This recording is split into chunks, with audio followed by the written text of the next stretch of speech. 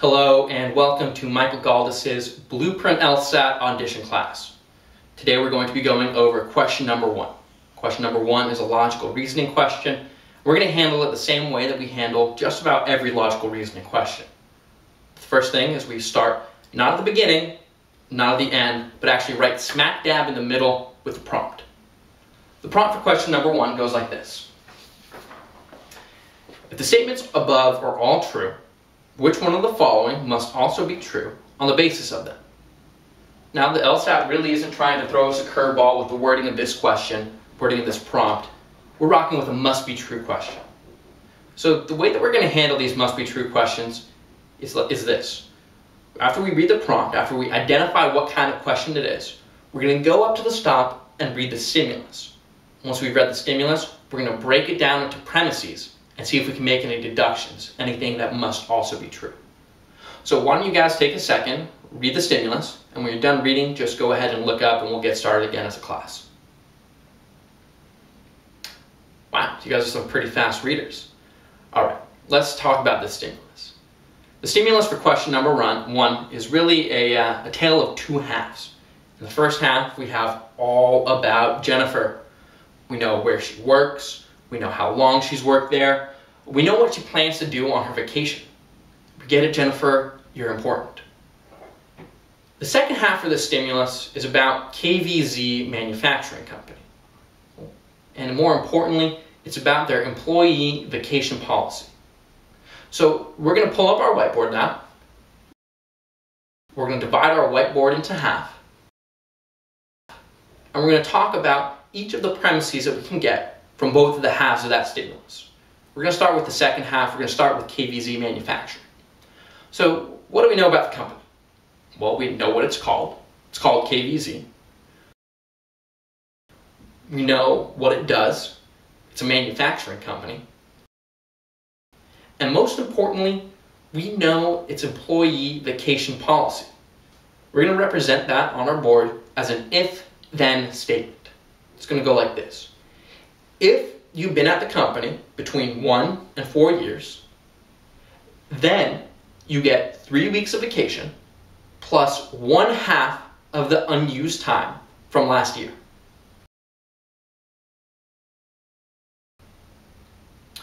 So now that we have the company and the company's vacation policies sorted out, we're going to turn to Jennifer.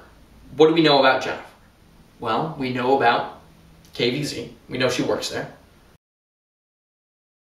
We know how long Jennifer's worked there, 3 years and a little bit. And we know how many weeks she plans of taking vacation. She plans to take 4 weeks of vacation with her family. Newsflash, that vacation is going to go downhill after the first week.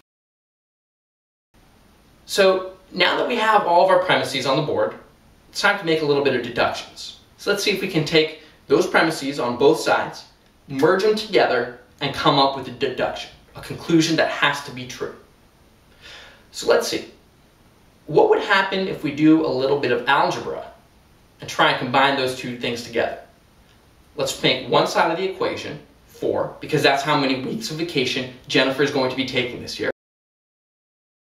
And then on the other half, we're going to put the employee policy.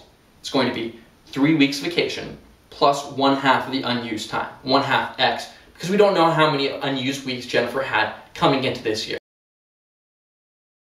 So it's pretty simple. You don't have to be Albert Einstein or Stephen Hawking or even good at math to solve this one. X is 2.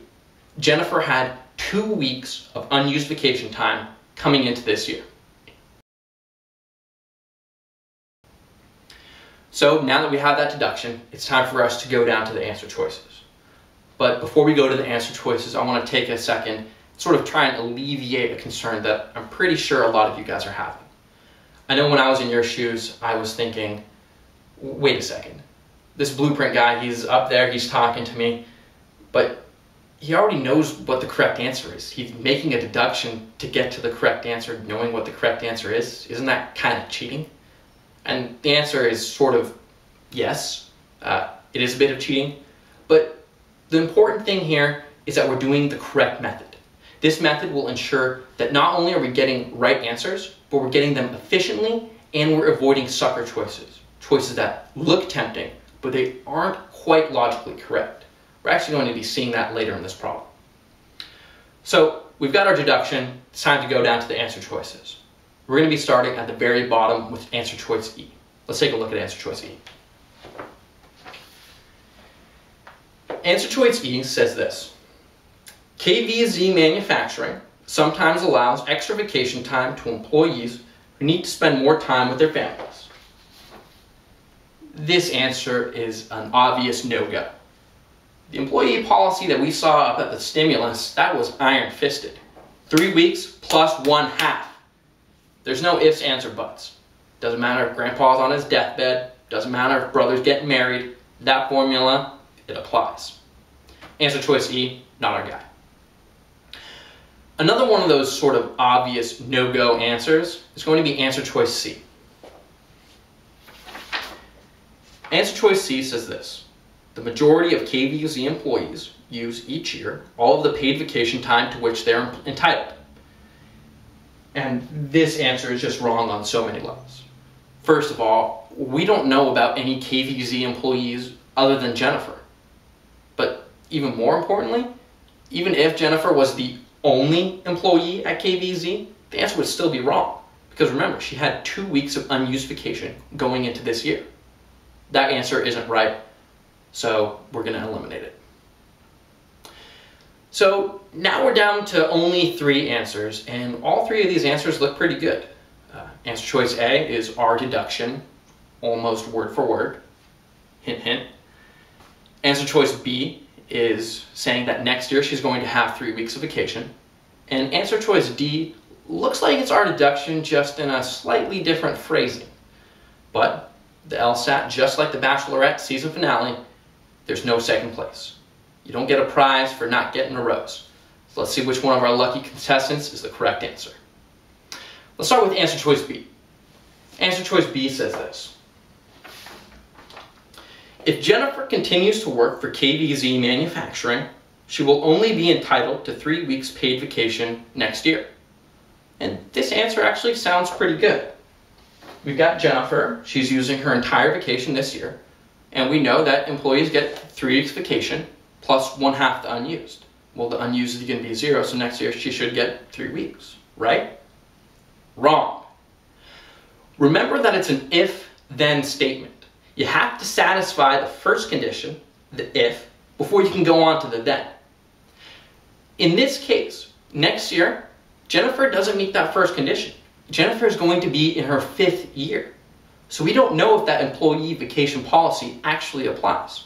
It could be that Jennifer gets infinity hours next year. It could be that she gets 0 vacation hours. She could even get negative hours. I'm not sure how that would work, but it could be possible. So answer choice B isn't our guy. That leaves us with answer choice D and answer choice A. Answer choice D is the one that looked similar to our deduction, but seemed a little bit off. Let's take a look. Last year, Jennifer took only 1 week of the paid vacation time to which she was entitled. And this one sounds pretty good. Employees get 3 weeks of vacation at the beginning of each year. And if Jennifer only took 1, she'd have 2 remaining. So she should be golden. They're the same. Wrong again. We don't actually know how many weeks of vacation Jennifer had at the beginning of last year. She could have had 3, which would make that answer right. But she also could have had more.